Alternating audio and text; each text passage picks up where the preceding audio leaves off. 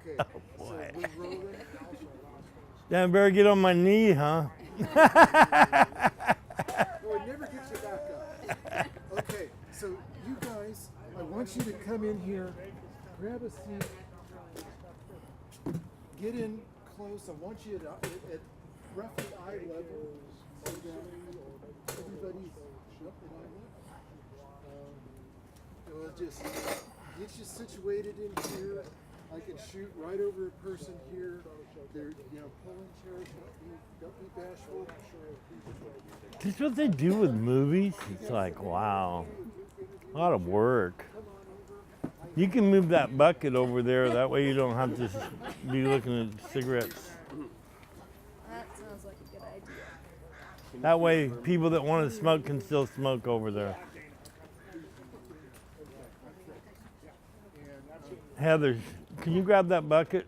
You're just going to set it over there so people can still smoke.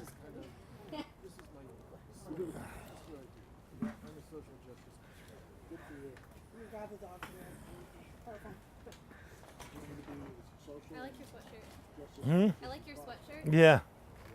But I would have remembered this was happening. I'd have my Homes Now sweatshirt on though. I mean, that one's still pretty relevant.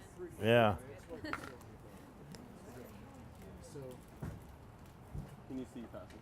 I sure can. We got 45 minutes, just so you know. Okay. Boy, you're coming in fine.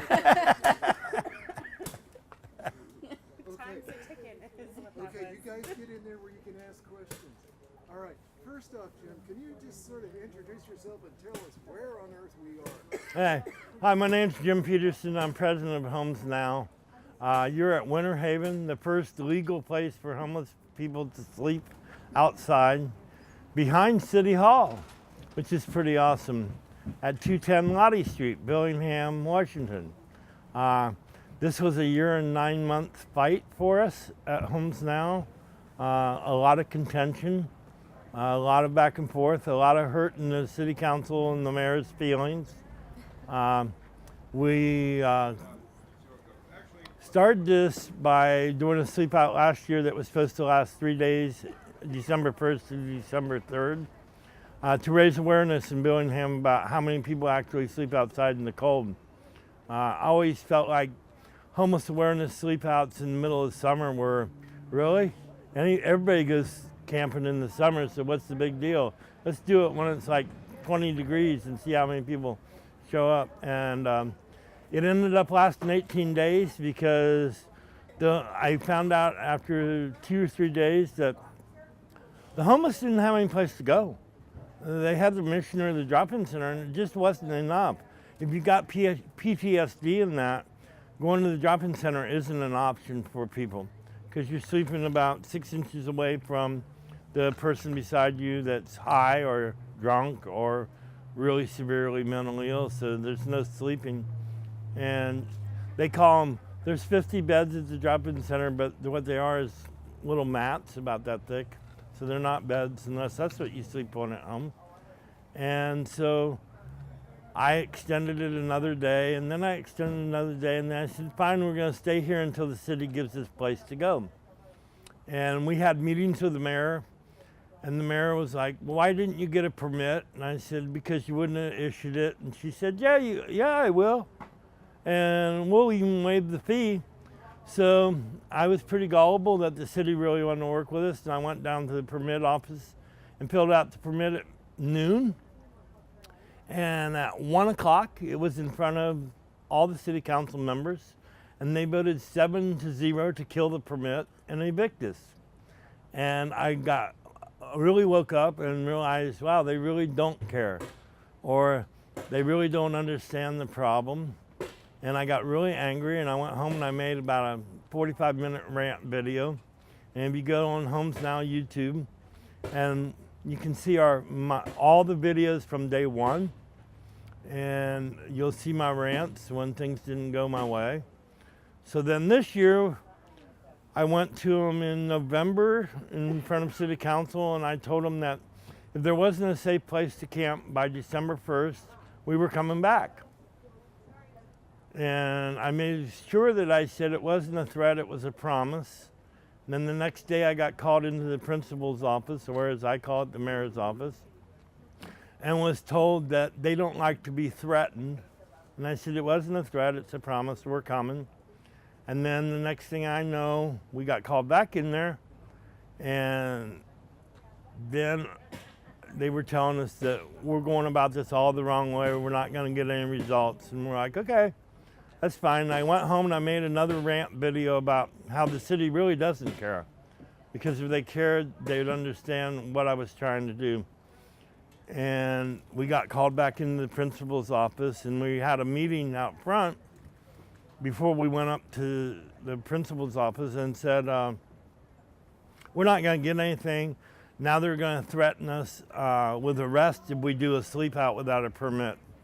Because we decided we were moving it to Maritime Heritage Park, and I posted on Facebook that we were staying until they gave us a place to go or they arrested us all. So we thought that was what the meeting was about. And when we got up there, they had our proposal for Winter Haven. They didn't mention our sleep out. They mentioned, let's do this Winter Haven now. And so here we are. And I say I kind of held the city hostage, or I don't know. I was just going to be what it has to be. All Homes Now has ever been about is helping homeless people. We don't have a hidden agenda. Nobody gets paid at Homes Now. We're all volunteers. So we fought and we fought and we fought. And now that we've been up for, I think this is almost our third week, we've had no incidents here. The police chief is so proud of us, and the city government's proud of us. Now they're talking about land. So this week we're going to start writing our next proposal to where we're going to move this site to. So that's where we're at. What do we hear in the background? Sounds like there's some construction. They're putting skid-proof tape on the ramps because at night everything frosts over here, and people. We had one lady slip coming out of her tent and stuff. So we're starting to put skid-proof. We're learning as we go. I've never run a tent city, so we've added a lot. If you go on homesnow.org and look at our plans, and you look at the way the architect designed this, we're way over that now. It's we kind of threw those out, and we're just going as we're adapting as we go. That's one thing Homes Now is about. We're doers. We're not going to sit here and go, well, we got to get this all perfect before we do it. We just come up with the idea and we do it, and then we adapt and make changes as we need to make changes. Okay, well, I think we're going to start taking questions from the crew here. I think we got one back here. Can you tell me the process of how somebody who is homeless or displaced could end up in a tent here at this compound? Yeah, we have a small application online at homesnow.org/areyouhomeless, and it's just like 12 questions. And then once they fill that out, then what we do is then we call them or email them or go to the drop-in center, wherever they are, and we call them in for an interview into, we can't do interviews here, so we set up appointments for them at the library.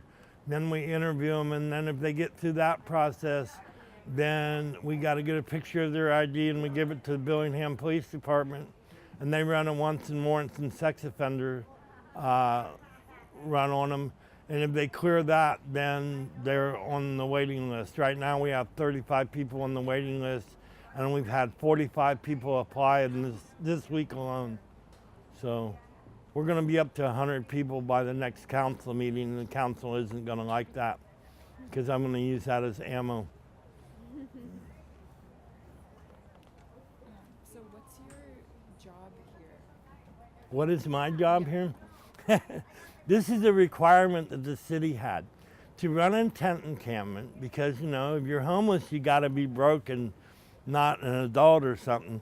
There had to be somebody on site 24/7. So I gave up my life for 90 days and I moved on site, and my job here is to make sure things run smooth, to support the homeless because they run this. We have a mayor, we have a security officer, we have a groundskeeper, We have a kitchen person. They run it. They make the decisions. This is their community. So I'm just here to kind of, I guess in politics I'd be called the governor. You know, I'm just here to deal with things that maybe they're not. And the big thing that we see here is they're not used to this, being in control of their lives, because when they go to the Joplin Center, the Mission, or Opportunity Council, or anywhere, they're told what they'll get and what they need. And here, I flip it totally around, and I'm like, what do you need and what do you want? And here's how you can get it. You know, I'm not here to babysit them. Every one of the residents will tell you they're tired of hearing Jim say that, because they'll come to me with, hey, can I get coffee? I don't know. You got 2 feet and 2 legs, can you walk to the coffee pot? You know, because at other agencies, they have to ask for everything. They have to go to bed at a certain time. They have to eat at a certain time. Here, it's on them. Our goal is not just to give them a place for 90 days to sleep and go back to the woods. Our goal is start working on your life, and we give everybody, when they move in, 5 days just to do nothing. Catch up on your sleep. Get stable. Get comfortable with your surroundings. Get comfortable with your new community. And it works rather well. So my job, I guess, is just to be here and observe. We're already making plans on our next encampment, how we're going to change it, because I see things that could be better. They work, but we could improve them real easy with our next one, so that's what we're going to do. Who and how is this place funded? Huh? Who funds and how do you guys get money and Okay. what do you need? We're unique in that way. We don't take any taxpayers' money, so no taxpayers. The city doesn't give us money. The county doesn't give us money. Private donors. We do fundraisers. A matter of fact, tomorrow night is pint night at Cushman Brewery on James Street, and for every pint that gets sold from 4 to 9, we get $1. And we're going to do some raffles there. The co-op on the 19th is Saturday. If you shop at the co-op, we get 2% of all money that they raise, that they get there that day. So we asked the community, and the community has been awesome. I'm the main fundraiser because I'm the picture of Homes Now, so I'm always out there. You always see me with a fundraiser going on Facebook or so yeah, it's private donations. We've got donations from people in Britain. We've got donations from people in Australia. I have a pretty big network because I've been an activist for 25 years. So I'm tied into a group of about 150 activists that are actually doers. We're boots on the ground, and we're out here. We live and breathe with the homeless. We've been homeless. Like I say, I've been homeless for 17 years and have been off the streets since 1991 and have been doing this ever since. And so I've got a network of people all over the country, all over the world doing this. And we're the ones that started the tent encampment movement. We're the ones that started the tiny home movement. And it's not a solution. But while cities are doing their 5-year plan, their 10-year plan, their 15-year plan, their 20-year plan, whatever it is, this needs to be something that's viable. We need to keep people safe and secure and treat them with love, respect, and dignity. And you can't ask an addict to get clean if you're going to put them right back out in the woods. I mean, what's the payoff? So we get all our donations from private people. We have volunteers that are like, you should ask for taxpayers' money. Well, I don't like my taxes going to pay for a war that I don't support. So I don't want people that don't support helping homeless people forced to support them.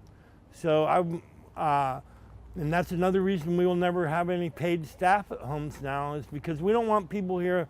I'm here because I get a paycheck. I want people here because they care. And we find out that the volunteers we get doing it this way, they're here for one reason. They want to help. They're not tied down like a lot of social workers. They go into social work as, I want to change the world, I want to change the world. And then they find out how much red tape there is. And then they get dependent on the paycheck. And at 5 o'clock, they forget about their job and they go home to a nice cushy house. But they can't solve homelessness because then they have to find a job.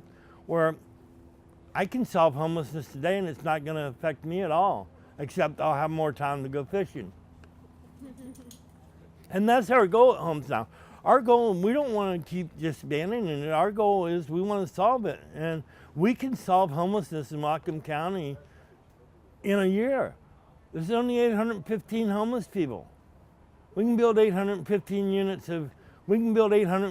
tiny homes in a year.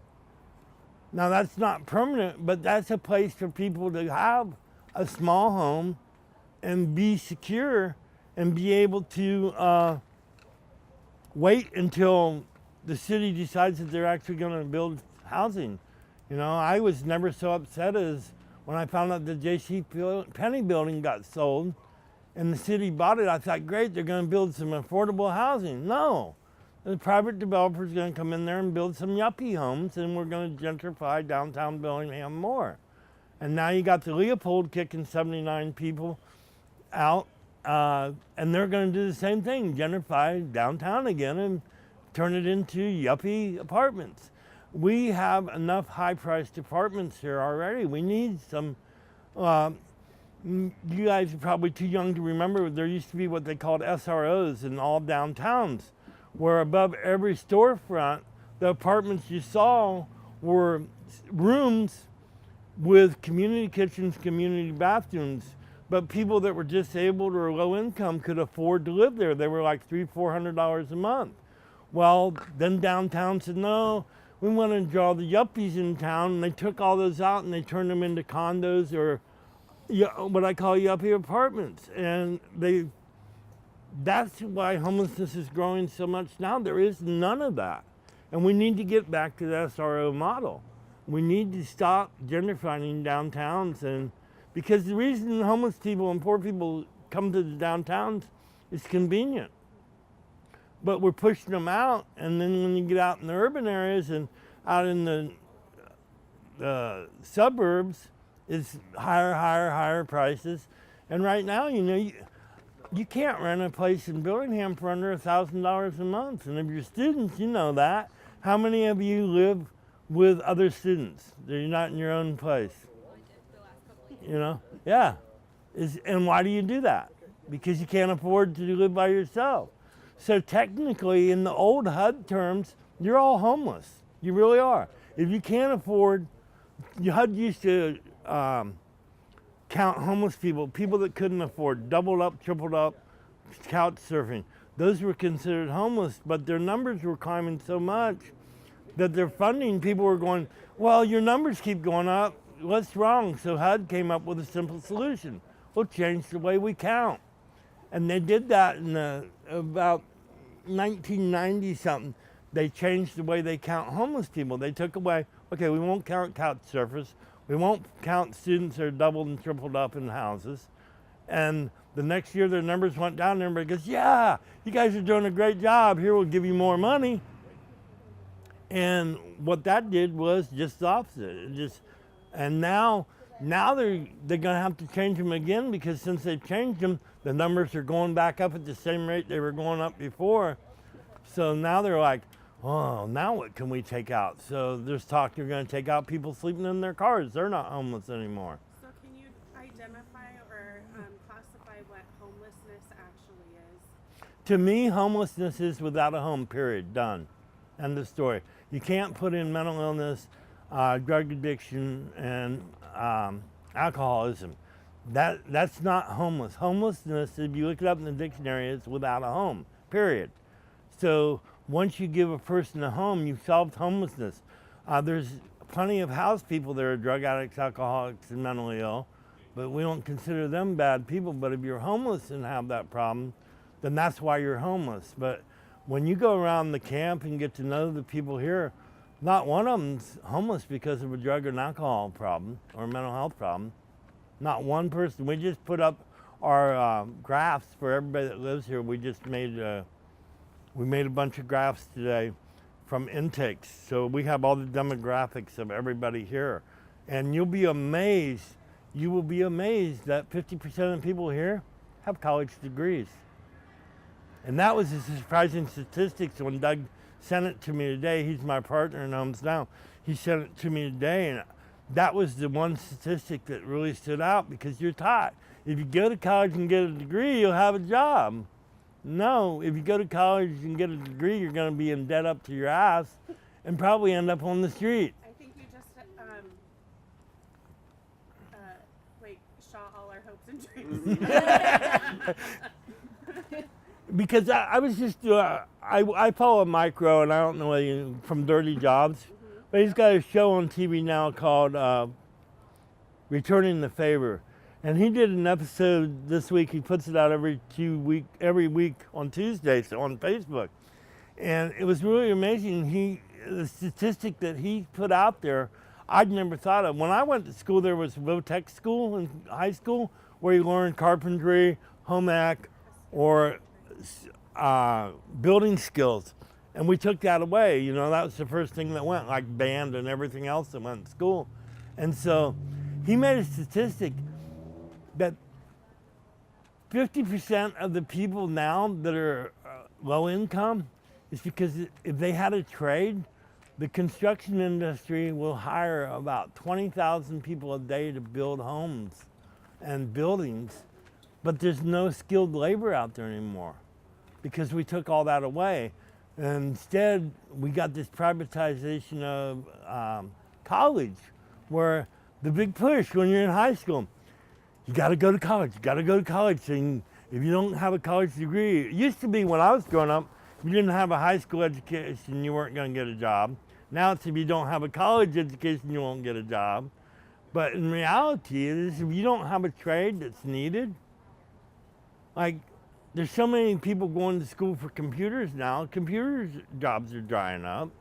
And everybody's forgetting about the simple, like plumbing, electricity, that runs all this. Nobody's being trained to do that, so you can go to school in high schools, they used to have all that, and they don't have it now. And it's sad, because I went to woodworking school, and I went to auto body and auto shop and learned different skills. You guys don't have that now.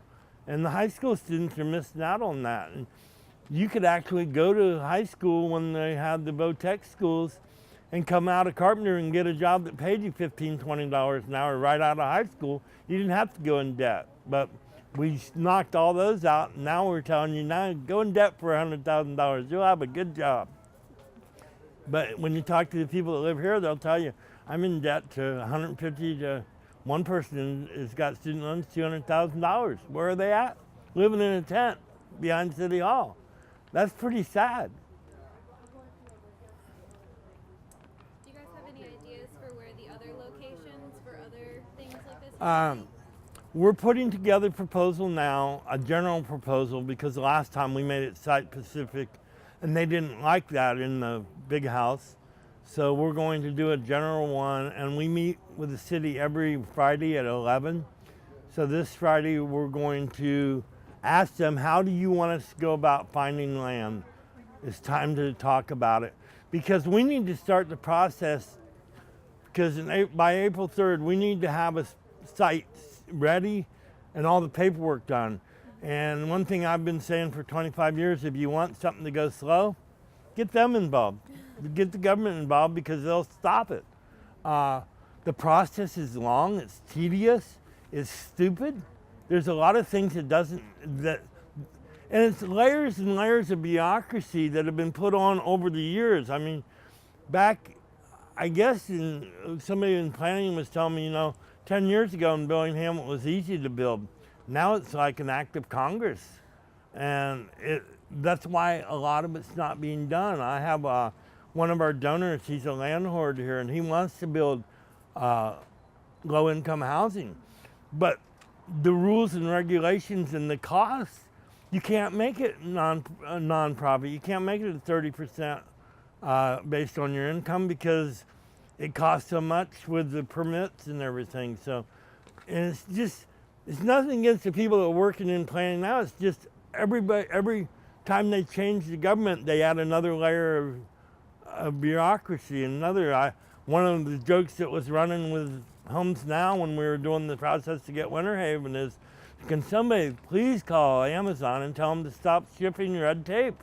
Because every time they go, well, you need to do this, and we do that, and they go, oh, now you need to do this, and we do that, and now you need to do this. And I said, where are you getting all this red tape? You got somebody ordering it from Amazon? It was a pain in the butt. But we finally got through it, and we've been told it'll be easier the next time. But I don't see them. They didn't change any rules. It's going to be just as hard. Is there a system in place from getting out of Winter Haven into a more